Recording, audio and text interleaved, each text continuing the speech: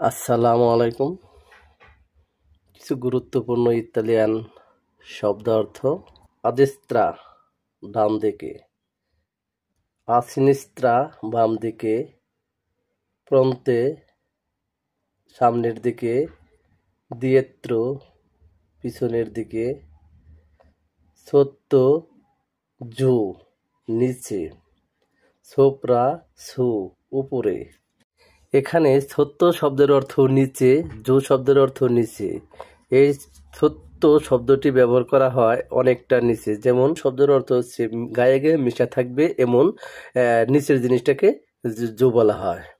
আর ছোপরা ও সু, এই ছোপরা অর্থ উপরে, সু অর্থ উপরে, এরকম একইভাবে ব্যবহার করা হয়। ছোপরা হলে অনেকটা উপরে, 5-10 হাত উপরে। আর এই সু এটা হলে গায়ে গায়ে মিশে থাকে, এরকম দুইটা জিনিসের মধ্যে উপরটা যদি আমরা ইন্ডিকেট করি তাহলে সু বলতে হবে। ধন্যবাদ সবাইকে।